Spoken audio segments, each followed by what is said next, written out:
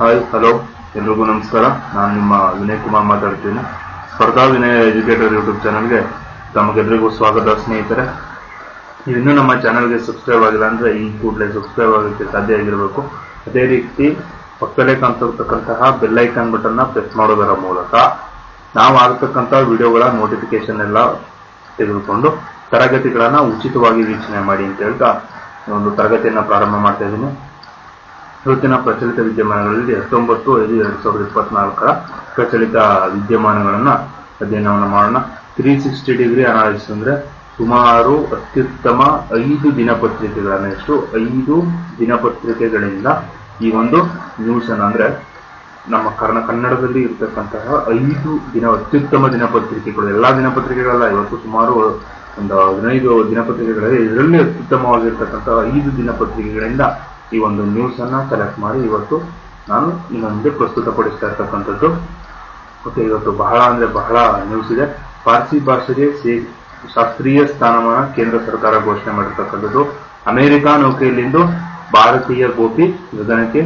UNESCO ಪಟ್ಟಿಗೆ ಭಾರತದ ಕೃತಿಗಳು ಸೇರ್ಪಡೆ. ನೋಡಿ, ಇಷ್ಟು ದಿನ ನಾವು ಕೇವಲ ಸ್ಥಳಗಳು ಸೇರ್ಪಡೆ ಆಗೋದನ್ನ ಮಾತಾಡ್ತಿದ್ವಿ, ಇವತ್ತು ಕೃತಿಗಳು ಕೂಡ ಸೇರ್ಪಡೆ ಆಗಿದ್ದಾವೆ. ಅದ್ರ ಬಗ್ಗೆ ಕೂಡ ಅಧ್ಯಯನವನ್ನು ಮಾಡೋಣ. ಅದೇ ರೀತಿ ಅವಿರೋಧವಾಗಿ ಆಯ್ಕೆಯಾದ ಏಕೈಕ ವ್ಯಕ್ತಿ ನೀಲಂ ಸಂಜೀವ್ ರೆಡ್ಡಿ. ಅವಿರೋಧವಾಗಿ ರಾಷ್ಟ್ರಪತಿಯಾದಂತಹ ಏಕೈಕ ವ್ಯಕ್ತಿ ನೀಲಂ ಸಂಜೀವ ರೆಡ್ಡಿ. ಇವರ ಜನ್ಮದಿನ. ಇವರೇ ನೀಲಂ ಸಂಜೀವ ರೆಡ್ಡಿ, ಇವತ್ತು ಇವರ ಜನ್ಮದಿನ. ಆದ್ದರಿಂದ ಇವರ ಬಗ್ಗೆ ಒಂದಷ್ಟು ಮಾಹಿತಿಯನ್ನು ನಾವು ನೋಡೋಣ ಇವತ್ತಿನ ತರಗತಿಯಲ್ಲಿ ಸ್ನೇಹಿತರೆ. ಅದೇ ರೀತಿ ನಮ್ಮ ಟೆಲಿಗ್ರಾಮ್ ಚಾನಲ್ ಸ್ಪರ್ಧಾ ವಿನಯ, ಸುಮಾರು 11,000ಕ್ಕೂ ಹೆಚ್ಚು ವಿದ್ಯಾರ್ಥಿಗಳಿರ್ತಕ್ಕಂತಹ ನಮ್ಮ ಟೆಲಿಗ್ರಾಮ್ ಚಾನಲ್ಗೆ ನೀವು ಕೂಡ ಜಾಯ್ನ್ ಆಗಿ ದಿನನಿತ್ಯದಲ್ಲಿ ನ್ಯೂಸ್ ಪೇಪರ್ ಹಾಗೂ ಪೇಪರ್ ಕಟಿಂಗ್ ಹಾಗೂ ಇನ್ನೂ ಹಲವಾರು ಓಲ್ಡ್ ಕ್ವಶನ್ ಪೇಪರ್ಸ್, ಇನ್ನೂ ಹಲವಾರು ಮಾಹಿತಿಗಳು ಬರ್ತವೆ ಇಲ್ಲಿ. ಇದೊಂದೇ ಅಂತಲ್ಲ, ಎಲ್ಲ ಏನಾದರೂ ಹೊಸದಾಗಿ ಕಾಲ್ಫಾರ್ಮ್ ಆದ್ರೆ ಕಾಲ್ಫಾರ್ಮ್ ನ್ಯೂಸ್ ಈ ರೀತಿಯಾದಂತಹ ಹಲವಾರು ಮಾಹಿತಿಗಳನ್ನ ಇವತ್ತು ಈಗಾಗಲೇ 11,000ಕ್ಕೂ ಹೆಚ್ಚು ವಿದ್ಯಾರ್ಥಿಗಳಿರ್ತಕ್ಕಂಥ ನಮ್ಮ ಸ್ಪರ್ಧಾ ವಿನಯ ಟೆಲಿಗ್ರಾಮ್ ಚಾನಲ್ ವಿದ್ಯಾರ್ಥಿಗಳು ಸದುಪಯೋಗವನ್ನ ಪಡ್ಕೊಳ್ತಾ ಇದ್ದಾರೆ. ಈಗ ನೀವು ಕೂಡ ಟೆಲಿಗ್ರಾಮ್ ಚಾನಲ್ಗೆ ಜಾಯ್ನ್ ಆಗಿ ಆ ಒಂದು ಉಪಯೋಗವನ್ನ ಪಡ್ಕೊಳ್ಳಿ ಅಂತ ಹೇಳ್ತಾ, ನೀವೇನಾದ್ರೂ ನಮ್ಮ ಸ್ಪರ್ಧಾ ವಿನಯ ಟೆಲಿಗ್ರಾಮ್ ಚಾನಲ್ಗೆ ಜಾಯ್ನ್ ಆಗ್ಬೇಕು ಅಂತ ಹೇಳಿದ್ರೆ ಇಲ್ಲಿ ನೋಡಿ, QR ಕೋಡ್ಗೆ ಸ್ಕ್ಯಾನ್ ಮಾಡಿ. ಈ QR ಕೋಡ್ನ ಸ್ಕ್ಯಾನ್ ಮಾಡಿದ್ರೆ ಸ್ಪರ್ಧಾ ವಿನಯ ಟೆಲಿಗ್ರಾಮ್ ಚಾನಲ್, ಓಕೆನಾ? QR ಕೋಡ್ ಅನ್ನ ಸ್ಕ್ಯಾನ್ ಮಾಡಿದ್ರೆ ನೀವೇನ್ ಮಾಡ್ಬೋದು, ಸ್ಪರ್ಧಾ ವಿನಯ ಟೆಲಿಗ್ರಾಮ್ ಚಾನಲ್ಗೆ. ಅದೇ ರೀತಿ ಏನಾದರೂ ನಿಮ್ಗೆ ಡೌಟ್ ಇದ್ರೆ, ಇನ್ನೂ ಏನಾದ್ರು ವಿಷಯಗಳನ್ನ ಸೇರ್ಪಡೆ ಮಾಡಬೇಕು ಅಂತ ಏನಾದ್ರು ಫೀಡ್ಬ್ಯಾಕ್ ಅನ್ನ ಕೊಡಬೇಕು ಅಂತ ಏನಾದ್ರು ಇದ್ದರೆ ಈ ಒಂದು QR ಕೋಡ್ ಅನ್ನ ಸ್ಕ್ಯಾನ್ ಮಾಡಿ ನೀವು ಫೀಡ್ಬ್ಯಾಕ್ ಅನ್ನ ನೀಡಬಹುದು. ನಮ್ಮ ಆಡಳಿತ ಸಿಬ್ಬಂದಿ ಖಂಡಿತವಾಗಿಯೂ ಇದರ ಬಗ್ಗೆ ಮಾಹಿತಿಯನ್ನ ನೀಡಿದ್ರೆ, ಫಾರ್ ಯುವರ್ ಪರ್ಸನಲ್ ಫೀಡ್ಬ್ಯಾಕ್ ನಮ್ಗೆ ಹೇಳಿ, ಬೇರೆಯವ್ರಿಗೆ ಹೇಳ್ಬೇಡಿ. ನಮ್ಮ ತರಗತಿಯ ಫೀಡ್ಬ್ಯಾಕ್ ಅನ್ನ ನಮ್ಗೆ ಹೇಳಿ, ಬೇರೆಯವ್ರಿಗೆ ಹೇಳಿದ್ರೆ ಅವ್ರೇನ್ ಬದಲಾವಣೆಯನ್ನ ಮಾಡ್ತಾರೆ. ನಮ್ಮ ತರಗತಿಯ ಏನಾದರೂ ಬದಲಾವಣೆ ಇದ್ದಲ್ಲಿ ನಮ್ಮ ತರಗತಿಯ ಬದಲಾವಣೆಗಳನ್ನ ನಾನು ಮಾಡಬೇಕೆ ಹೊರತು ಬೇರೆ ವ್ಯಕ್ತಿಗಳು ಮಾಡೋ ಅವಶ್ಯಕತೆ ಇಲ್ಲ. ಅದನ್ನ ನೀವು ಬೇರೆಯವ್ರಿಗೂ ಹೇಳೋ ಅವಶ್ಯಕತೆ ಕೂಡ ಇಲ್ಲ. ಏನಾದ್ರೂ ಇದೆ, QR ಕೋಡ್ ಇದೆ, ಆ ಒಂದು QR ಕೋಡ್ ನ ಸ್ಕ್ಯಾನ್ ಮಾಡಿ ನಿಮ್ಮ ಒಂದು ಪರ್ಸನಲ್ ಸಜೆಷನ್ಸ್ ಏನಾದ್ರೂ ಹಾಕಿ, ನೀವು ಗುಡ್ಡಾದ್ರೂ ಹಾಕಿ, ಬ್ಯಾಡಾದ್ರೂ ಹಾಕಿ, ಒಟ್ಟಾರೆ ನಿಮ್ಮ ಪರ್ಸನಲ್ ಸಜೆಷನ್ ಅನ್ನ ನೀವು ಆ QR ಕೋಡ್ಗೆ ಸ್ಕ್ಯಾನ್ ಮಾಡಿ ಹಾಕೋದು. ಕ್ಲಾಸ್ ಚೆನ್ನಾಗಿಲ್ಲ ಅಂತ ಹಾಕೋದ್ರು ಓಕೆ, ಚೆನ್ನಾಗಿದೆ ಅಂತ ಹಾಕೋದ್ರು ಓಕೆ, ಓಕೆನಾ? ನಿಮ್ಮ ಪರ್ಸನಲ್ ಫೀಡ್ಬ್ಯಾಕ್. ಇಲ್ಲ ಡೆವಲಪ್ಮೆಂಟ್ ಆಗ್ಬೇಕಾ, ಇನ್ನೊಂದು ಏನಾಗಬೇಕು, ಮತ್ತೊಂದು ಏನಾಗಬೇಕು, ಇವತ್ತು ಆಗ್ತಿದ್ದಾರೆ. ಇವತ್ತು ಎಷ್ಟೋ ಜನ ಸ್ವಲ್ಪ ವಾಯ್ಸ್ ಸ್ವಲ್ಪ ಕ್ಲಾರಿಟಿ ಇಲ್ಲ. ನಮ್ಮ ಈಗ ಕಳೆದ 2 ದಿನದ ಹಿಂದೆ ತರಗತಿಯಲ್ಲಿ ಯಾರೊಬ್ರು ಮೆಸೇಜ್ ಹಾಕಿದ್ರು ಟೆಲಿಗ್ರಾಮ್ ನಲ್ಲಿ, ಅವ್ರ ವಾಯ್ಸ್ ಸ್ವಲ್ಪ ಕ್ಲಾರಿಟಿ ಆಗಿದೆ ಅಂತ, ಇವಾಗ ಕ್ಲಾರಿಟಿ ಆಗಿದೆ ಅಂತ ಅನ್ಕೋತೀನಿ, ಓಕೆನಾ? ನಿನ್ನೆ ಕೂಡ ಮೆಸೇಜ್ ಮಾಡಿದ್ರು ಒಬ್ರು, ಚೆನ್ನಾಗಿದೆ ಸರ್ ಟೆಲಿಗ್ರಾಮ್ ಕೂಡ ಇದಿದೆ, ಒಳ್ಳೆ ಮಾಹಿತಿಗಳು ಬರ್ತಾ ಇದೆ, ಮತ್ತೆ ಕ್ಲಾಸ್ ಕೂಡ ಚೆನ್ನಾಗಿ ಬರ್ತಾ ಇದೆ, ನಿಲ್ಲಿಸ್ಬೇಡಿ, ತರಗತಿಗಳನ್ನ ಮಾಡಿ ಅಂತೇಳಿ ಯಾರೋ ಒಬ್ರು ಇದಾಗ್ತಿದ್ರು. ಈ ರೀತಿ ಹಲವಾರು ಜನ ಇವತ್ತು ಇದನ್ನ ಆಗ್ತಾ ಇದ್ದಾರೆ, ಪರ್ಸನಲ್ ಫೀಡ್ಬ್ಯಾಕ್ ಅನ್ನ ಕೊಡ್ತಾರೆ. ನಿಮ್ಗೆ ಏನಾದ್ರು ಫೀಡ್ಬ್ಯಾಕ್ ಇದೆ ಅದನ್ನು ನಮಗೆ ಹೇಳಿ, ಖಂಡಿತವಾಗಿಯೂ ನಮ್ಮ ಆಡಳಿತ ಸಿಬ್ಬಂದಿ ಅದನ್ನ ಏನ್ ಮಾಡ್ತಾರೆ, ಸರಿ ಮಾಡ್ತಾರೆ ಅಂತ ಹೇಳಿದ್ರೆ ಇವತ್ತಿನ ತರಗತಿಯನ್ನ ಪ್ರಾರಂಭ ಮಾಡ್ತಾ ಇದ್ದೀನಿ. ನೋಡಿ, ಮೊದಲನೇ ಸುದ್ದಿ, ಅವಿರೋಧವಾಗಿ ಆಯ್ಕೆಯಾದ ರಾಷ್ಟ್ರಪತಿಯಾದ ಏಕೈಕ ವ್ಯಕ್ತಿ ನೀಲಂ ಸಂಜೀವ ರೆಡ್ಡಿ. ಏನಕ್ಕೆ ಇವತ್ತು ಬಗ್ಗೆ ಓದ್ತಾ ಇದೀವಿ ಅಂದ್ರೆ, ಇವತ್ತು ಈ ದಿನ ಇವರ ಜನ್ಮದಿನ. ಈ ದಿನ ಇವರ ಜನ್ಮದಿನ. ಸರ್, ಅವರ ಜನ್ಮದಿನಕ್ಕೆ ನಾವು ಇದನ್ನ ಓದ್ಬೇಕಾ? ಇವತ್ತು ಬಹಳಷ್ಟು ಜನ ಜನ್ಮದಿನ ಇರುತ್ತೆ. ಕೇವಲ ನೀಲಂ ಸಂಜೀವ್ ಅವರ ಜನ್ಮದಿನವನ್ನ ಮಾತ್ರ ನಾವೇನಕ್ಕೆ ಓದ್ತಾ ಇದೀವಿ ಅಂದ್ರೆ, ಭಾರತದ ಪ್ರಥಮ ವ್ಯಕ್ತಿ, ನಮ್ಮ ರಾಷ್ಟ್ರದ ಪ್ರಥಮ ವ್ಯಕ್ತಿ, ಪ್ರಥಮ ಪ್ರಜೆ, ಭಾರತದ ಪ್ರಥಮ ಪ್ರಜೆ ಅಂತೇಳಿ ನಾವು ಯಾರನ್ನ ಕರಿತೀವಿ ಅಂದ್ರೆ ನಮ್ಮ ಭಾರತದ ರಾಷ್ಟ್ರಪತಿಯನ್ನ ನಾವು ಭಾರತದ ಪ್ರಥಮ ಪ್ರಜೆ ಅಂತೇಳಿ ಕರಿತೀವಿ. ಭಾರತದ ಪ್ರಥಮ ಪ್ರಜೆ, ಭಾರತದ ಪ್ರಥಮ ಪ್ರಜೆ ಅಲ್ವಾ? ಭಾರತದ ಪ್ರಥಮ ಪ್ರಜೆ ಅಂತೇಳಿ ನಾವು ನಮ್ಮ ಭಾರತದ ರಾಷ್ಟ್ರಾಧ್ಯಕ್ಷರನ್ನ ಅಥವಾ ರಾಷ್ಟ್ರಪತಿಯನ್ನ ನಾವು ಕರಿತೀವಿ. ಈ ರೀತಿಯ ಭಾರತದ ಪ್ರಥಮ ಪ್ರಜೆಯಾಗಿದ್ದಂತಹ ನಮ್ಮ ಮಾಜಿ ರಾಷ್ಟ್ರಪತಿಗಳಾದಂತಹ ನೀಲಂ ಸಂಜೀವ ರೆಡ್ಡಿ ಅವರದ್ದು ಈ ದಿನ ಜನ್ಮದಿನ. ಆದ್ದರಿಂದ ಇವರ ಬಗ್ಗೆ ಕೆಲವೊಂದಷ್ಟು ಮಾಹಿತಿಗಳು ನಮಗೆ ಗೊತ್ತಿರಲೇಬೇಕು. ಅವರ ಜನ್ಮದಿನದ ವಿಶೇಷದಲ್ಲಿ ನಾವೇನನ್ನು ನೋಡ್ಬೋದು, ಹಲವಾರು ಕರೆಂಟ್ ಅಫೇರ್ಸ್ ಅಲ್ಲ, ಒಂದಷ್ಟು GK ನಾಲೆಡ್ಜ್ ಅನ್ನ ನೋಡ್ಬೋದು. ನಾನು ನಿಮ್ಗೆ ಎವ್ರಿ ಡೇ ಏನಾದ್ರು ಒಂದು ವಿಶೇಷ ಇದ್ದೇ ಇರುತ್ತೆ. ಆ ವಿಶೇಷಗಳನ್ನ ನಿಮ್ ಮುಂದೆ ಪ್ರಸ್ತುತ. ಇವತ್ತು ಇವ್ರ ಜನ್ಮದಿನ, ನಿನ್ನೆ ಒಂದಿತ್ತು, ಆ ಒಂದು ವಿಶೇಷಗಳನ್ನ ಹೇಳಿದೆ. ಯಾವುದೋ ಒಂದು ದಿನ ಇರುತ್ತೆ, ಆ ವಿಶೇಷಗಳನ್ನ ಅಲ್ಲೇದಲ್ಲೇ ಹೇಳ್ತಾ ಇರ್ತೀವಿ. ಓಕೆನಾ? ಈ ದಿನ ಅವಿರೋಧವಾಗಿ ರಾಷ್ಟ್ರಪತಿಯಾದಂತಹ ಒಬ್ಬ ಏಕೈಕ ವ್ಯಕ್ತಿಯಾದ ನೀಲಂ ಸಂಜೀವ ರೆಡ್ಡಿ. ಭಾರತದಲ್ಲಿ ಅವಿರೋಧವಾಗಿ ಆಯ್ಕೆಯಾಗಿ ರಾಷ್ಟ್ರಪತಿಯಾದಂತಹ ಏಕೈಕ ವ್ಯಕ್ತಿಯಾರು ನೀಲಂ ಸಂಜೀವ ರೆಡ್ಡಿ. ಇವರು 1977ರಿಂದ 1982ರವರೆಗೆ ಭಾರತದ ರಾಷ್ಟ್ರಪತಿಗಳಾಗಿದ್ದರು. ಎಷ್ಟನೇ ರಾಷ್ಟ್ರಪತಿ ಅಂದ್ರೆ 6ನೇ ರಾಷ್ಟ್ರಪತಿ. 6ನೇ ರಾಷ್ಟ್ರಪತಿಯಾಗಿ ಭಾರತದ ಹುದ್ದೆಯನ್ನ ಅಲಂಕರಿಸಿದ್ರು. ಯಾರು? ನೀಲಂ ಸಂಜೀವ. ಇವರು ಮೂಲತಃ ಆಂಧ್ರಪ್ರದೇಶ ರಾಜ್ಯದವರು. ಆಂಧ್ರಪ್ರದೇಶ ರಾಜ್ಯದ ಅನಂತಪುರ ಜಿಲ್ಲೆಯ ಒಂದು ಇಲ್ಲೂರು ಅಂತಕ್ಕಂಥ ಒಂದು ಹಳ್ಳಿಯಲ್ಲಿ ಅವರು ಇರ್ತಾರೆ. 1964ರಲ್ಲಿ ಕೇಂದ್ರ ಸರ್ಕಾರದ ಮಂತ್ರಿ ಮಂಡಲದಲ್ಲಿ ಉಕ್ಕು ಮತ್ತು ಗಣಿ ಖಾತೆಯ ಸಚಿವರಾಗಿದ್ರು. ಇವರು ಉಕ್ಕು ಮತ್ತು ಗಣಿ ಖಾತೆಯ ಸಚಿವರಾಗಿದ್ರು.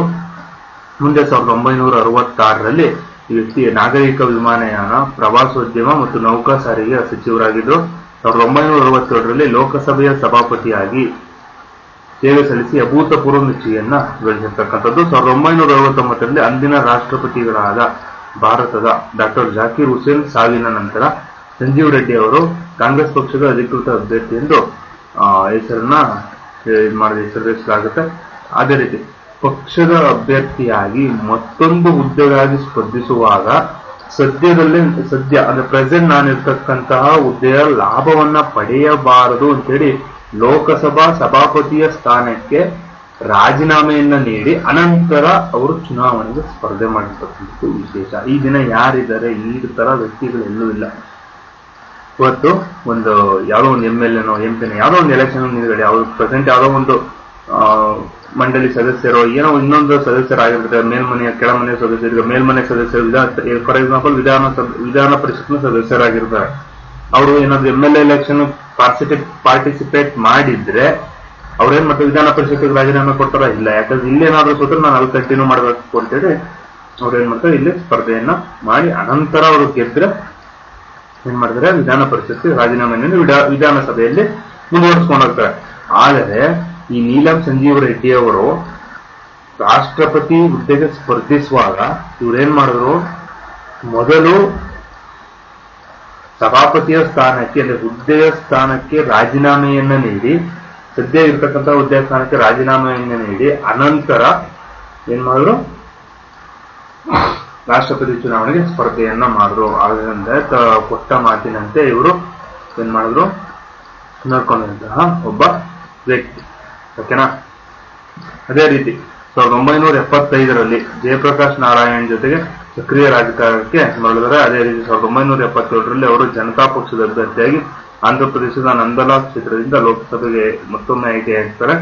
ಅದೇ ರೀತಿ ಆಂಧ್ರಪ್ರದೇಶದಿಂದ ಆಯ್ಕೆಯಾದ ಏಕೈಕ ಕಾಂಗ್ರೆಸ್ ಅಭ್ಯರ್ಥಿ. ಆಂಧ್ರಪ್ರದೇಶದಲ್ಲಿ ನಿಮ್ಗೆ ಆಲ್ರೆಡಿ ಗೊತ್ತಿರೋವಾಗ ಅಲ್ಲೆಲ್ಲ ಪ್ರಾದೇಶಿಕ ಪಕ್ಷಗಳು ಇರ್ತಕ್ಕಂಥದ್ದು.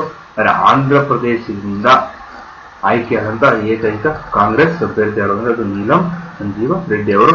ಅವರು ಸರ್ವಾನುಮತದಿಂದ 26 ಮಾರ್ಚ್ 1977ರಲ್ಲಿ ಲೋಕಸಭೆಯ ಸ್ಪೀಕರ್ ಆಗಿ, ಯಾಕಂದ್ರೆ ಎಲ್ಲ ಸರ್ವಾನುಮತದಿಂದ ಅವರು ಮತ್ತೊಮ್ಮೆ ಲೋಕಸಭೆಯ ಸ್ಪೀಕರ್ ಆಗಿ ಆಯ್ಕೆ ಆಗ್ತಾರೆ. ಅದೇ ರೀತಿ ಅವರನ್ನು ಭಾರತೀಯ ಸಂಸತ್ತಿನ ಲೋಕಸಭೆ ಕಂಡ ಅತ್ಯುತ್ತಮ ಸ್ಪೀಕರ್ ಅಂತೇಳಿ ಈಗಾಗಲೇ ಕರೆದಿರ್ತಕ್ಕಂಥದ್ದು. ಅದೇ ರೀತಿ 1977ರಲ್ಲಿ ರಾಷ್ಟ್ರಪತಿಯಾಗಿ ಆಯ್ಕೆಯಾದರೆ ಅವರು ಅತ್ಯಂತ ಕಿರಿಯ ವಯಸ್ಸಿನ ರಾಷ್ಟ್ರಪತಿಯು ಆಗಿದ್ದಂಥವರು ಹಾಗೂ ಅವಿರೋಧವಾಗಿ ಆಯ್ಕೆಯಾದಂತಹ ರಾಷ್ಟ್ರಪತಿಯೂ ಸಹ ಆಗಿದ್ದು. 1966ರಲ್ಲಿ ಬೆಂಗಳೂರಿನಲ್ಲಿ ಇವರು ನಿಧನವನ್ನ ಹೊಂದುತ್ತಾರೆ. ಇವ್ರ ಬಗ್ಗೆ ಸಾಕಷ್ಟು ಕರೆಂಟ್ ಅಫೇರ್ಸ್ ಗಿಂತ ಹೆಚ್ಚಾಗಿ ಅವರು ಏನಾಗಿದ್ರು, ರಾಷ್ಟ್ರಪತಿ ಆಗಿದ್ರು ಮತ್ತು ಲೋಕಸಭೆ ಸ್ಪೀಕರ್ ಆಗಿದ್ರು, ಈ ರೀತಿಯಾಗಿ ಇರೋರು ಕ್ವಶನ್ಗಳು ಹೆಂಗಾದ್ರೂ ಬರ್ಬೋದು. ಭಾರತದಲ್ಲಿ ಅವಿರೋಧವಾಗಿ ಆಯ್ಕೆಯಾದ ರಾಷ್ಟ್ರಪತಿ ಯಾರು? ನಮ್ಗೆ ಇದು ಪೇಪರ್ ಅಲ್ಲಿ ಬಂದಿರುತ್ತೆ, ಬಟ್ ನಾವು ಇದನ್ನ ಕರೆಂಟ್ ಅಫೇರ್ಸ್ ಅನ್ನೋದಕ್ಕಿಂತ ಹೆಚ್ಚಾಗಿ ಅವರ ಜನ್ಮದಿನದ ಅಂಗವಾಗಿ ನಾವು ಒಂದು ಪೇಪರ್ ಅಲ್ಲಿ ಒಂದು ಕಟಿಂಗ್ ಕೊಟ್ಟಿದ್ರು ಅಂದ್ರೆ ಅದ್ರ ಬಗ್ಗೆ ಪೂರ್ಣ ಓದಬೇಕು. ಅವಾಗ ನಮ್ಗೊಂದಷ್ಟು ಪಾಯಿಂಟ್ಸ್ ಗಳು ಸಿಗ್ತವೆ. ಇಲ್ಲಿ ನಿಮ್ಗೆ ಎಲ್ಲಾ ರೀತಿಯ ಪಾಯಿಂಟ್ಸ್ ಗಳು ಸಿಕ್ಕಿದೆ ಅನ್ಕೋತೀನಿ. ಓಕೆ ಸ್ನೇಹಿತರೆ, ಮುಂದೆ ಪಾರ್ಸಿ ಭಾಷೆಗೆ ಶಾಸ್ತ್ರೀಯ ಸ್ಥಾನಮಾನ ಕೇಂದ್ರ ಸರ್ಕಾರ ಘೋಷಣೆ ಮಾಡಿರ್ತಕ್ಕಂಥದ್ದು. ಇದುವರೆಗೆ ಪಾರ್ಸಿ ಭಾಷೆಗೆ ಏನಂದ್ರೆ ಶಾಸ್ತ್ರೀಯ ಸ್ಥಾನಮಾನ ಇರಲಿಲ್ಲ, ಬಟ್ ಈಗ ಶಾಸ್ತ್ರೀಯ ಸ್ಥಾನಮಾನವನ್ನ ನೀಡಿರ್ತಕ್ಕಂಥದ್ದು ಕೇಂದ್ರ ಸರ್ಕಾರ ಘೋಷಣೆ ಮಾಡಿದೆ. ನೋಡಿ, ಹೊಸ ಶಿಕ್ಷಣ ನೀತಿಯ ಅಡಿಯಲ್ಲಿ ಭಾರತದಲ್ಲಿ 9 ಶಾಸ್ತ್ರೀಯ ಭಾಷೆಗಳಲ್ಲಿ ಒಂದಾಗಿ ಪರ್ಷಿಯನ್ ಅನ್ನು ಭಾರತ ಸರ್ಕಾರ ಪರ್ಷಿಯನ್ ಅನ್ನು ಸೇರಿಸಲು ಭಾರತ ಸರ್ಕಾರ ನಿರ್ಧರಿಸಿದೆ ಎಂದು ವಿದೇಶಾಂಗ ವ್ಯವಹಾರಗಳ ಸಚಿವ ಎಸ್ ಜೈಶಂಕರ್ ಘೋಷಣೆಯನ್ನ ಮಾಡಿದರು. ಓಕೆ, ಭಾರತದಲ್ಲಿ 2004ರಿಂದ ಇವರೆಗೆ ಒಟ್ಟು 6 ಭಾಷೆಗಳಿಗೆ ಕೇಂದ್ರ ಸರ್ಕಾರ ಶಾಸ್ತ್ರೀಯ ಸ್ಥಾನಮಾನವನ್ನು ನೀಡಿರ್ತಕ್ಕಂಥ ಯಾವುಗಳೆಂದ್ರೆ ತಮಿಳು 2004, ಸಂಸ್ಕೃತ 2005, ಕನ್ನಡ 2008, ತೆಲುಗು 2008, ಮಲಯಾಳಂ 2013, ಒಡಿಯಾ 2014. ಈ ಇಷ್ಟು ಭಾಷೆಗಳಿಗೆ ಏನ್ ಮಾಡಿದೆ 2004ರಿಂದ ಶಾಸ್ತ್ರೀಯ ಸ್ಥಾನಮಾನವನ್ನು ನೀಡಿದ್ದು.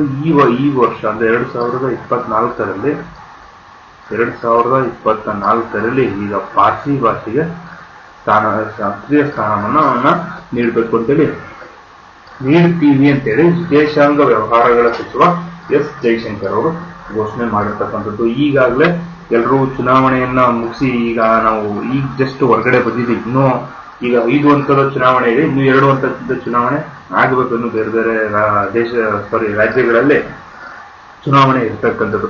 ಈಗ ವಿದೇಶಾಂಗ ವ್ಯವಹಾರಗಳ ಸಚಿವ ಎಸ್ ಜೈಶಂಕರ್ ಇದ್ದಾರೆ. ಈಗ ಅವ್ರಿಗೆ ಸರ್ಕಾರ ಬಂದ್ರೆ ಅವ್ರೇನ್ ಮಾಡ್ತಾರೆ, ಕಂಟಿನ್ಯೂ ಮಾಡ್ಕೊಂಡು ಹೋಗ್ತಾರೆ. ಆದ್ರೆ ಅವರ ಸರ್ಕಾರ ಬಿಟ್ಟು ಬೇರೆ ಸರ್ಕಾರ ಏನಾದ್ರು ಬಂದ್ರೆ ಪಾರ್ಸಿ ಭಾಷೆಗೆ ಶಾಸ್ತ್ರೀಯ ಸ್ಥಾನಮಾನವನ್ನು ಘೋಷಿಸಿದ ಅಂದಿನ ವಿದೇಶಾಂಗ ವ್ಯವಹಾರಗಳ ಸಚಿವ ಯಾರು? ಬರಬಹುದು, ಬರುತ್ತೆ ಅಂತಲ್ಲ, ಬರಬಹುದು. ಓಕೆನಾ, ಬರಬಹುದು. ಇತ್ತೀಚೆಗೆ ಶಾಸ್ತ್ರೀಯ ಸ್ಥಾನಮಾನವನ್ನು ಪಡೆದ ಭಾಷೆ ಯಾವುದು? ಇತ್ತೀಚೆಗೆ ಶಾಸ್ತ್ರೀಯ ಸ್ಥಾನಮಾನವನ್ನು ಪಡೆದ ಭಾಷೆ ಯಾವುದು? ಅಥವಾ 2004ರಲ್ಲಿ ಪ್ರಥಮವಾಗಿ ಶಾಸ್ತ್ರೀಯ ಸ್ಥಾನಮಾನವನ್ನು ಪಡೆದ ಭಾಷೆ ಯಾವುದು? ಅಥವಾ ಕನ್ನಡದಲ್ಲಿ ಶಾಸ್ತ್ರೀಯ ಸ್ಥಾನಮಾನ ಯಾವ ವರ್ಷ ದೊರೆಯಿತು? ಕ್ವಶನ್ ಹೆಂಗಾದ್ರೂ ಬರ್ಬೋದು. ಕ್ವಶನ್ ಹಿಂಗೆ ಬರುತ್ತೆ ಅಂತ ಹೇಳಕ್ಕಾಗಲ್ಲ. ಇದಿಷ್ಟರಲ್ಲಿ ಅವರು ಒಂದು 10 ಕ್ವಶನ್ ಅನ್ನ ನಾವು ಏನ್ ಮಾಡ್ಬೋದು, ಡೆವಲಪ್ ಮಾಡ್ಬೋದು. ಇಷ್ಟರಲ್ಲಿ 10 ಕ್ವಶನ್ ಅನ್ನ ನಾವು ಅದಾವ ಪಾರ್ಸಿ ಭಾಷೆಯನ್ನ ಈ ಕೆಳಗಿನವುಗಳಲ್ಲಿ ಇನ್ನೊಂದು ಹೆಸರಿನಿಂದ ಯಾವ ರೀತಿ ಕರೀತಾರೆ ಅಂತ ನಾವು ಕೇಳಬಹುದು. ಓಕೆನಾ, ಈ ಕಾರಣದಿಂದ ನಾವೇನ್ ಮಾಡ್ಬೇಕು ಅಂದ್ರೆ ಇಲ್ಲಿರ್ತಕ್ಕಂಥ ಎಲ್ಲವನ್ನು ಸಹ ನೋಡ್ಕೋಬೇಕು. ಕೊಟ್ಟರ ಚಿಕ್ಕರೆ ಇವರ ಹಬ್ಬ 30 ಪದಗಳು ಇಲ್ಲ, ಇಲ್ಲಿ 30 ಪದಗಳು ಇಲ್ಲ ಸರಿಯಾಗಿ. ಆಯ್ತಾ, 30ರಿಂದ 35 ಪದಗಳು ಇರ್ಬೋದು ಅಷ್ಟೇ. 30 ಪದಗಳಲ್ಲಿ 10 ಪ್ರಶ್ನೆಗಳು ಬರ್ತವೆ ಅಂತ ಯೋಚನೆ ಮಾಡಿ. ಆದ್ದರಿಂದ ಕರೆಂಟ್ ಅಫೇರ್ಸ್ ತುಂಬಾ ಇಂಪಾರ್ಟೆಂಟ್. ಇಲ್ಲಿ ಕರೆಂಟ್ ಅಫೇರ್ಸ್ ನಲ್ಲಿ ಕೇವಲ ಕರೆಂಟ್ ಅಫೇರ್ಸ್ ಮಾತ್ರ ಕವರ್ ಆಗೋದಿಲ್ಲ.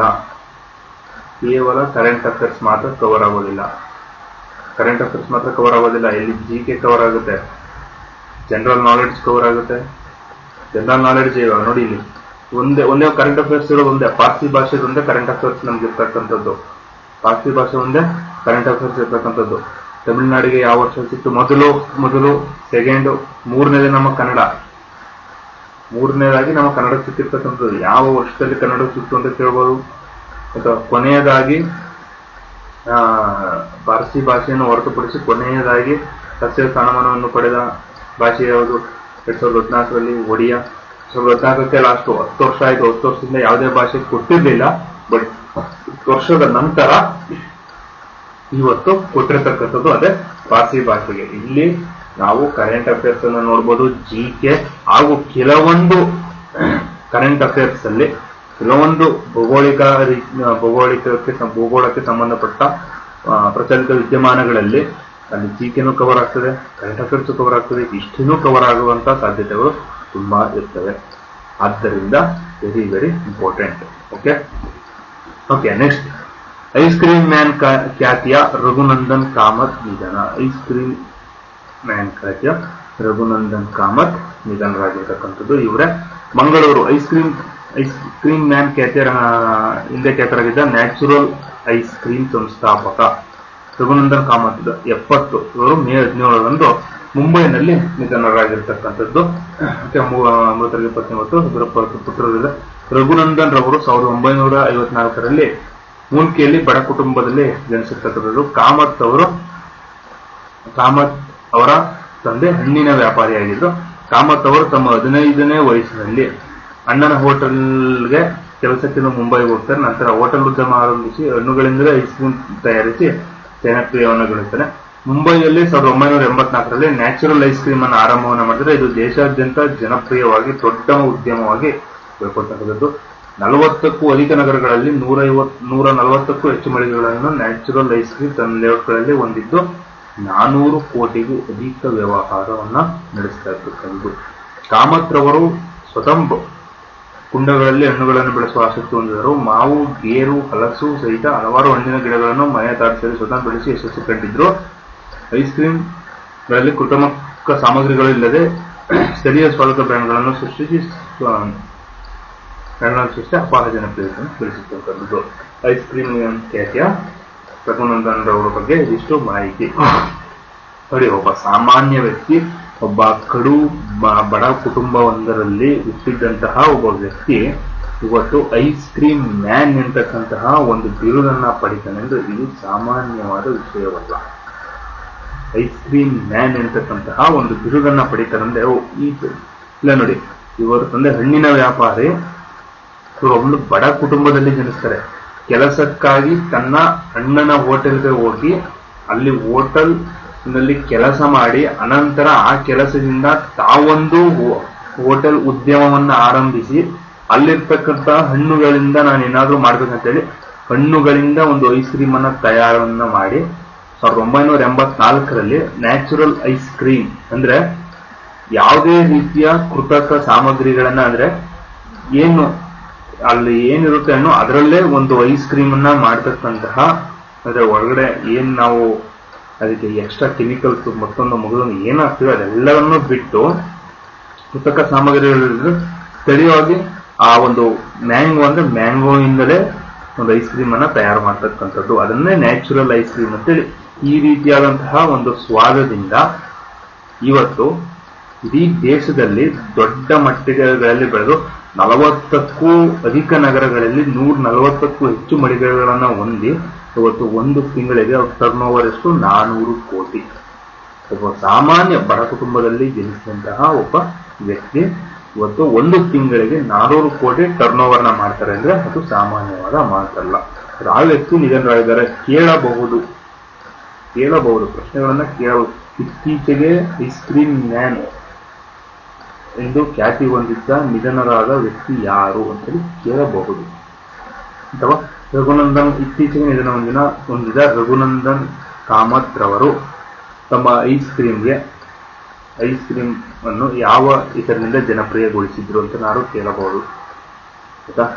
ಇದರಿಂದ ಇವರು ಇಂಪಾರ್ಟೆಂಟ್ ಆಗ್ತಾರೆ ಸ್ನೇಹಿತರೆ. ಪ್ರಶ್ನೆಗಳು ಬಂದಿದ್ದಾವೆ, ಈ ರೀತಿ ಪ್ರಶ್ನೆಗಳು ಕರೆಂಟ್ ಅಫೇರ್ಸ್ ಅಲ್ಲಿ ಈಗ ನಮ್ಮ ಸ್ಪರ್ಧಾತ್ಮಕ ಪರೀಕ್ಷೆಗಳಲ್ಲಿ ಬರೋದು ಏನೋ ಕಡಿಮೆ ಆಗಿಲ್ಲ, ಬರ್ತಾನೆ ಇದ್ದಾವೆ, ಕೇಳ್ತಾನೆ ಇದ್ದಾರೆ.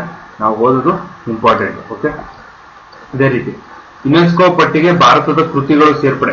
ಇಷ್ಟು ದಿನ ನಾವು ಕೇವಲ ಪ್ರವಾಸಿ ಸ್ಥಳಗಳನ್ನ ಮಾತ್ರ ನೋಡ್ತಿದ್ವಿ, ಪ್ರವಾಸಿ ಸ್ಥಳಗಳ ಬಗ್ಗೆ ಮಾತ್ರ ನಾವು ಯುನೆಸ್ಕೋ ಪಟ್ಟಿಗೆ ಸೇರ್ಕೊಳ್ತಾರೆ ಅಂತ ನೋಡ್ತಿದ್ವಿ. ಆದರೆ ಇವಾಗ ನಮ್ಮ ಭಾರತದ ಕೃತಿಗಳು ಕೂಡ ಯುನೆಸ್ಕೋ ಪಟ್ಟಿಗೆ ಸೇರಿರ್ತಕ್ಕಂಥದ್ದು. ಮತ್ತೆ ಯಾವುದು ಅಂತ ನೋಡೋಣ. ಗೋಸ್ವಾಮಿ ತುಳಸಿದಾಸ್ ಬರೆದ ರಾಮಚರಿತ ಮಾನಸ್ ಮತ್ತು ಪಂಚತಂತ್ರದ ಕಥೆಗಳು ಜಾಗತಿಕ ಪಾರಂಪರಿಕ ಗ್ರಂಥಗಳಾಗಿ ಯುನೆಸ್ಕೋ ಪಟ್ಟಿಗೆ ಸೇರ್ಪಡೆಯಾಗಿರ್ತಕ್ಕಂಥದ್ದು. Very very important. ಯಾರು? ಗೋಸ್ವಾಮಿ ತುಳಸಿದಾಸ್ ಅವರು ಬರೆದಂತಹ ರಾಮಚರಿತ ಮಾನಸ್ ಮತ್ತು ಪಂಚತಂತ್ರದ ಕಥೆಗಳು ಜಾಗತಿಕ ಪಾರಂಪರಿಕ ಗ್ರಂಥಗಳಾಗಿ ಯುನೆಸ್ಕೋ ಪಟ್ಟಿಗೆ ಸೇರ್ಪಡೆ ಆಗಿರತಕ್ಕಂಥದ್ದು. ಪ್ರಾಚೀನ ರಾಮಚರಿತ ಮಾನಸ್, ಸಚಿತ್ರ ಹಸ್ತಪ್ರತಿಗಳು ಮತ್ತು ಪಂಚತಂತ್ರದ ದಂತಕಥೆಗಳು 15ನೇ ಶತಮಾನದ ಹಸ್ತಪ್ರತಿಯನ್ನು ಏಷ್ಯಾ ಪೆಸಿಫಿಕ್ಗಾಗಿ ಯುನೆಸ್ಕೋದ memory of the world regional register 2024 ಆವೃತ್ತಿಯಲ್ಲಿ ಇದನ್ನ ಸೇರಿಸಲಾಗಿದೆ. ಏಷ್ಯಾ ಪೆಸಿಫಿಕ್ನ ನಂತರ 20 ಪಾರಂಪರಿಕ ತಾಣಗಳಲ್ಲಿ ಇದನ್ನು ಸೇರಿಸಲಾಗಿದೆ. ಮೇ 7ರಿಂದ 8ರವರೆಗೆ ಮಂಗೋಲಿಯಾ ರಾಜಧಾನಿ ಉಲಾನ್ ಬಾಟರ್ನಲ್ಲಿ ನಡೆದ ಏಷ್ಯಾ ಮತ್ತು ಪೆಸಿಫಿಕ್ ವ್ಯವಹಾರಗಳ ವಿಶ್ವ ಸಂಸ್ಮರಣೆಯ ಸಮಿತಿಯ 10ನೇ ಸಾಮಾನ್ಯ ಸಭೆಯಲ್ಲಿ ಈ ನಿರ್ಧಾರವನ್ನು ತೆಗೆದುಕೊಳ್ಳಲಾಗಿದೆ ಅಂತೇಳಿ ಅಧಿಕಾರಿಗಳು ಈಗಾಗಲೇ ತಿಳಿಸಿದ್ದಾರೆ. 10ನೇ ಸಾಮಾನ್ಯ ಸಭೆಯನ್ನು ಮಂಗೋಲಿಯಾದ ಸಂಸ್ಕೃತಿ ಸಚಿವಾಲಯ, ಯುನೆಸ್ಕೋದ ಮಂಗೋಲಿಯನ್ ರಾಷ್ಟ್ರೀಯ ಆಯೋಗ ಮತ್ತು ಬ್ಯಾಂಕಾಕ್ನಲ್ಲಿರುವ ಯುನೆಸ್ಕೋ ಪ್ರಾದೇಶಿಕ ಕಚೇರಿ ಆಯೋಜಿಸಿತ್ತು ಎಂದು ವಿಶ್ವಸಂಸ್ಥೆ ತಿಳಿಸಿದೆ. ಎಷ್ಟು ಇಂಪಾರ್ಟೆಂಟ್ ಅಂದ್ರೆ ಇದು ಅಷ್ಟೇ. ಇಲ್ಲೊಂದು ಹಬ್ಬ ಅಂದ್ರೆ ನಾನು ಎಷ್ಟು ಅನ್ಕೊಂಡು ಒಂದು 50 ಪದಗಳಿರ್ಬೋದು, 50 ಪದ ಅಷ್ಟೇ ನನ್ನ ಇದರಲ್ಲಿ. ಯಾಕಂದ್ರೆ ಲೆಕ್ಕ ಹಾಕಿಲ್ಲ, ಒಂದು ಅಂದಾಜಿನಲ್ಲಿ ಒಂದು ಆವರೇಜ್ ಎಷ್ಟಿರ್ಬೋದು, ಒಂದು 50 ಪದಗಳಿರ್ಬೋದು. ಎಷ್ಟು ವಿಚಾರಗಳಿದೆ ನೋಡಿ. ಒಂದು current affairs, CA current affairs. ಇತ್ತೀಚೆಗೆ ಯುನೆಸ್ಕೋ ಪಟ್ಟಿಗೆ ಸೇರಿದ ಭಾರತದ ಕೃತಿಗಳು ಯಾವುದು? ಒಂದು ಕ್ವಶನ್ ನೋಡಿ, ಇಲ್ಲಿ ಬರಿತಾ ಹೋಗ್ತೀನಿ. ಒಂದು ಕ್ವಶನ್: ಇತ್ತೀಚೆಗೆ ಯುನೆಸ್ಕೋ ಪಟ್ಟಿಗೆ ಸೇರಿದ ರಾಮಚರಿತ ಮಾನಸ್ ಮತ್ತು ಪಂಚತಂತ್ರ ಕಥೆಗಳನ್ನು ರಚಿಸಿದವರು ಯಾರು ಅಂತ ಕೇಳಿದ್ರೆ ಅದೊಂದು ಕ್ವಶನ್. 2 ಆಯ್ತು. ಓಕೆನಾ? 2 ಆಯ್ತು. ಮಂಗೋಲಿಯಾದ ರಾಜಧಾನಿ 3 ಆಯ್ತು. ಓಕೆ.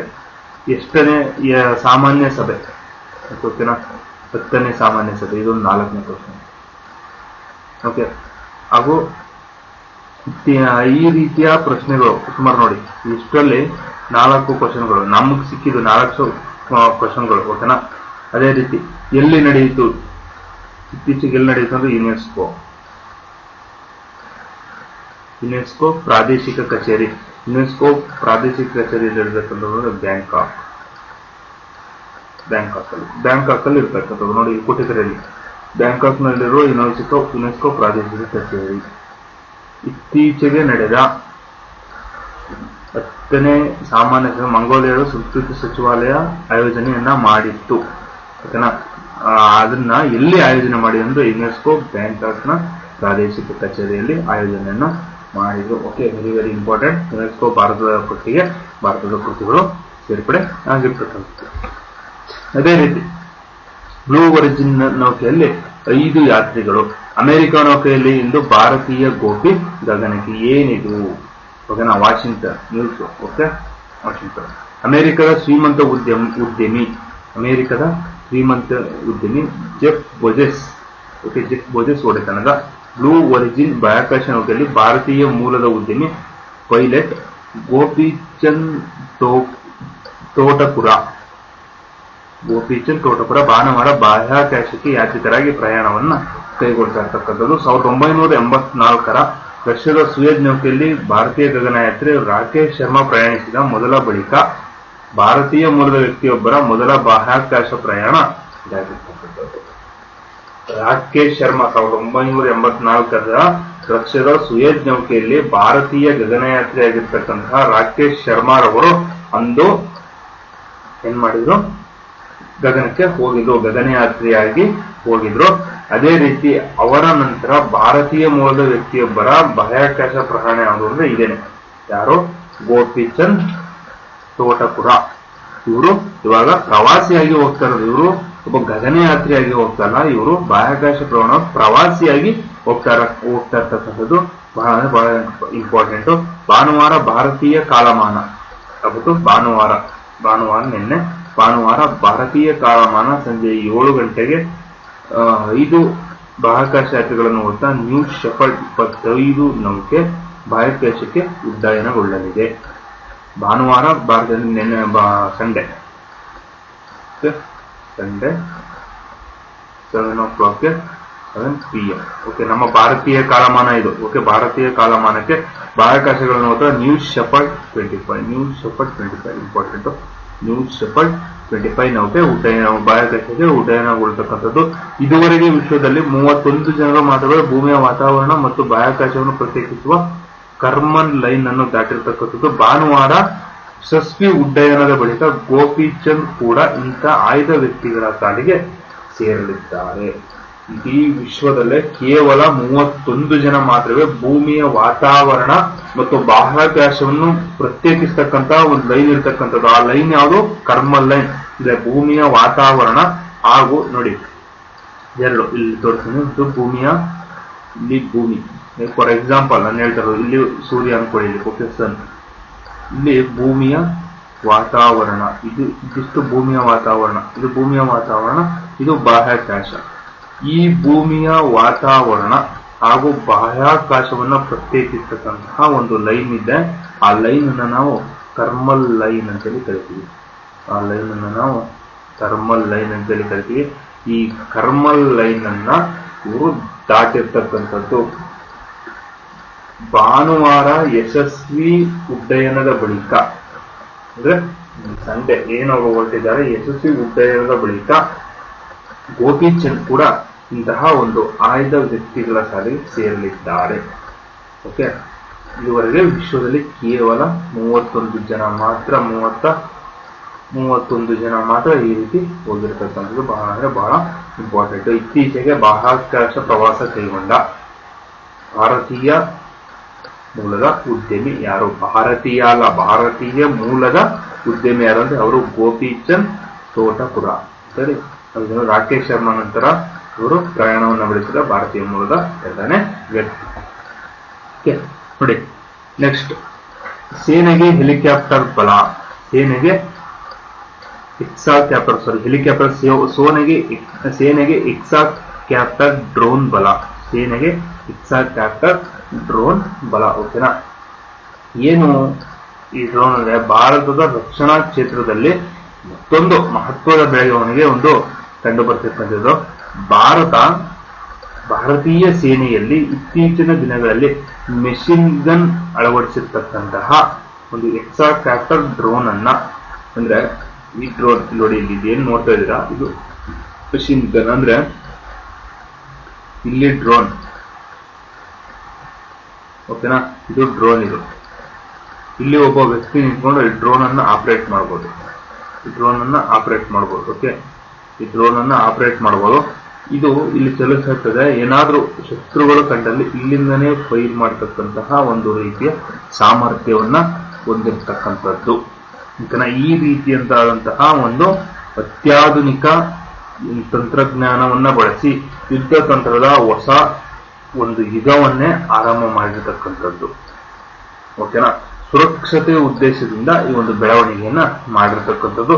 ಅದೇ ರೀತಿ ಇದೇನಂದ್ರೆ ಸಶಸ್ತ್ರ ವ್ಯವಸ್ಥೆಯನ್ನ ಹೊಂದಿರತಕ್ಕಂತಹ ಕ್ಯಾಪ್ಟರ್ ಡ್ರೋನ್ ವಿವಿಧ ಯುದ್ಧ ಸನ್ನಿವೇಶಗಳಿಗೆ ಹೊಂದಿಕೊಳ್ಳುತ್ತದೆ. ಅದೇ ರೀತಿ ಬಂದೂಕುಗಳಿಂದ ಹಿಡಿದು ಗ್ರೆನೇಡ್ಗಳು, ಫಿರಂಗಿಗಳವರೆಗೆ ಸಶಸ್ತ್ರ ಶ್ರೇಣಿಯನ್ನು ಹೊಂದಿರಲಿರ್ತಕ್ಕಂಥ. ಅದೇ ರೀತಿ ಅದರ ಅತ್ಯಾಧುನಿಕ ವ್ಯವಸ್ಥೆ, ಸುಧಾರಿತ ಗುರಿ, ಇವೆಲ್ಲವನ್ನು ಅವು ಏನ್ ಮಾಡುತ್ತೆ, ತುಂಬಾ ಇದು ಮಾಡುತ್ತೆ. ಇಲ್ಲಿ ಹೆಚ್ಚಿನ ಹಾನಿಯನ್ನು ತಪ್ಪಿಸುವಂತಹ ಸಾಮರ್ಥ್ಯವನ್ನು ಹೊಂದಿದ್ರೆ ಇರೋದ್ರಿಂದ ನಮ್ಗೇನಂದ್ರೆ ಒಂದು ರೀತಿ ಕ್ಯಾಮ್ರಾಗಳಿರುತ್ತೆ, ಇದು ಗ್ರೆನೇಡ್ಗಳನ್ನು ಹೊಂದಿರುತ್ತೆ, ಅವು ಬಾಂಬ್ಗಳು ಸಹ ಇದರಲ್ಲಿರುತ್ತೆ. ಓಕೆನಾ? ಈ ರೀತಿಯಾದಂತಹ ಒಂದಷ್ಟು ನೋಡಿ, ಇದು ನಮಗೆ ನೋಡ್ಲಿಕ್ಕೆ ಇಲ್ಲಿ ತುಂಬಾ ಚಿಕ್ಕದಾಗಿ ಕಾಣಿಸ್ತಿದೆ, ಬಟ್ ಅದು ಇಲ್ಲಿ ನೋಡಿ, ಇಲ್ಲಿ ಎಷ್ಟು ದೊಡ್ಡದಿದೆ ಅಂತ. ಇಲ್ಲಿ ನೋಡಿ, ಇಲ್ಲ ಇದರಲ್ಲಿ ಬಾಂಬ್ಗಳಿರ್ತವೆ. ಓಕೆನಾ? ಸಣ್ಣ ಸಣ್ಣ ಗ್ರೆನೇಡ್, ಸಣ್ಣ ಬಂದೂಕುಗಳಿಂದ ಹಿಡಿದು ಗ್ರೆನೇಡ್ಗಳು, ಫಿರಂಗಿಗಳಂತ ಸಶಸ್ತ್ರಗಳ ಶ್ರೇಣಿಯನ್ನು ಕೂಡ ಇದು ಹೊಂದಿರ್ತದೆ. ಎಲ್ಲಾರ ಕಾಣಿಸಿದ್ರೆ ಇದು ಒಂದು ಕೆಳಗಡೆ ಬಾಂಬ್ ಕೂಡ ಹಾಕ್ಬೋದು, ಗ್ರೆನೇಡ್ಗಳು ಕೂಡ ಇದರಲ್ಲಿರುತ್ತೆ, ಅದೇ ರೀತಿ ಗನ್ ಇರುತ್ತೆ. ಈ ರೀತಿಯ ಒಂದು ಇದನ್ನ ನಮ್ಮ ಭಾರತೀಯ ಸೇನೆ ಇವತ್ತು ಪರಿಚಯ ಮಾಡಿರತಕ್ಕಂಥದ್ದು. ಇತ್ತೀಚೆಗೆ ಸೇನೆ ಪರಿಚಯಿಸಿದ ಡ್ರೋನ್ ಯಾವುದು ಅಂತ ಹೇಳಿದ್ರೆ ಅದು ಕ್ಯಾಪ್ಟರ್ ಡ್ರೋನ್ ಅಂತೇಳಿ ಹೇಳ್ಬೇಕು. ಇದಿಷ್ಟು ಇವತ್ತಿನ ಜೊತೆ ಇದನ್ನ ಅಭಿವೃದ್ಧಿ ಪಡಿಸಿರ್ತಕ್ಕಂಥದ್ದು ಯಾವುದು ಅಂದ್ರೆ ಇಕ್ರಾನ್ ಏರೋಸ್ಪೇಸ್ ಮತ್ತು technologies private limited. Okay, Ikran aerospace ಮತ್ತು ಟೆಕ್ನಾಲಜೀಸ್ ಪ್ರೈವೇಟ್ ಲಿಮಿಟೆಡ್ ಅಂತಕ್ಕಂತಹ ಒಂದು ಸಂಸ್ಥೆ ಇದನ್ನ ತಯಾರು ಮಾಡಿ ಇವತ್ತು ಭಾರತೀಯ ಸೇನೆಗೆ ನೀಡಿರ್ತಕ್ಕಂಥದ್ದು. ಸ್ನೇಹಿತರೆ, ಎಕ್ಸ್ಟ್ರಾ ಚಾಪ್ಟರ್ ಡ್ರಾ ಬಹಳ ಅಂದ್ರೆ ಬಹಳ ಇಂಪಾರ್ಟೆಂಟ್. ಅದೇ ರೀತಿ ಇದಿಷ್ಟು ಇವತ್ತಿನ ಪ್ರಚಲಿತ ಘಟನೆಗಳು. ಈಗಾಗಲೇ ನಾನು ಮೊದಲೇ ಹೇಳಿದ ಹಾಗೆ ನೀವು ಇನ್ನು ನಮ್ಮ ಚಾನಲ್ಗೆ ಸಬ್ಸ್ಕ್ರೈಬ್ ಆಗಿಲ್ಲ ಅಂದ್ರೆ ಈ ಕೂಡಲೇ ಸಬ್ಸ್ಕ್ರೈಬ್ ಆಗಿ, ಅದೇ ರೀತಿ ಪಕ್ಕದಲ್ಲೇ ಕಾಣಿಸ್ತಕ್ಕಂಥ ಬೆಲ್ ಐಕನ್ನ ಪ್ರೆಸ್ ಮಾಡೋದ್ರ ಮೂಲಕ ನಮ್ಮ ಚಾನಲ್ ಸಬ್ಸ್ಕ್ರೈಬ್ ಮಾಡಿಕೊಂಡು ತರಗತಿಗಳನ್ನು ಉಚಿತವಾಗಿ ವೀಕ್ಷಣೆ ಮಾಡಿ.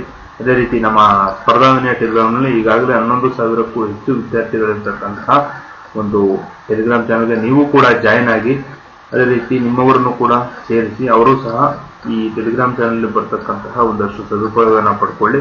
ಈಗಾಗಲೇ ತುಂಬಾ ಜನ ಪಡ್ಕೊಂಡಿದ್ದಾರೆ. ಅದೇ ರೀತಿ ನೀವು ನಮ್ಮ ಚಾನಲ್ ಏನಾದ್ರು ಜಾಯಿನ್ ಆಗಬೇಕು ಅಂದ್ರೆ ನಿಮ್ಗೆ ಗೊತ್ತಾಗ್ಲಿಲ್ಲ ಅಂದ್ರೆ ಈ ಒಂದು QR ಕೋಡ್ನ ಸ್ಕ್ಯಾನ್ ಮಾಡಿಬಿಟ್ರೆ ಸಾಕು. QR ಕೋಡ್ನ ಸ್ಕ್ಯಾನ್ ಮಾಡಿದ್ರೆ ಡೈರೆಕ್ಟ್ ನಮ್ಮ ಟೆಲಿಗ್ರಾಮ್ ಚಾನಲ್ ಓಪನ್ ಆಗುತ್ತೆ. ಅಲ್ಲಿ ಸೇರ್ಕೊಂಡು ನೀವು ಮತ್ತು ಹಲವಾರು ಮಾಹಿತಿಗಳನ್ನ ಪಡ್ಕೊಳ್ಬಹುದು. ಅದೇ ರೀತಿ ನಿಮ್ಮ ಏನೇ ಸಜೆಷನ್ಸ್, ಫೀಡ್ಬ್ಯಾಕ್ಸ್ ಏನೇ ಇದ್ರು ಈ QR ಕೋಡನ್ನು ಸ್ಕ್ಯಾನ್ ಮಾಡಿ ಅದಕ್ಕೆ ತಿಳಿಸಿ. ಇದಕ್ಕೆ ನಮ್ಮ ಆಡಳಿತ ಸಿಬ್ಬಂದಿ ಖಂಡಿತವಾಗಿಯೂ ರೆಸ್ಪಾನ್ಸ್ ಅನ್ನ ಮಾಡ್ತಾರೆ ಅಂತ ಹೇಳ್ತಾ ಇವತ್ತಿನ ತರಗತಿಯನ್ನ ಮುಗಿಸ್ತಾ ಇದ್ದೀನಿ ಸ್ನೇಹಿತರೆ. ಮುಂದಿನ ತರಗತಿಯಲ್ಲಿ ಮತ್ತೊಂದು ವಿಷಯವನ್ನು ತೆಗೆದುಕೊಂಡು ನಿಮ್ಮ ಮುಂದೆ ಬರ್ತೀನಿ ಅಂತ ಹೇಳ್ತಾ ಇವತ್ತಿನ ತರಗತಿಯನ್ನ ಕಂಪ್ಲೀಟ್ ಮಾಡ್ತಾ ಇದ್ದೀನಿ. ಧನ್ಯವಾದಗಳು.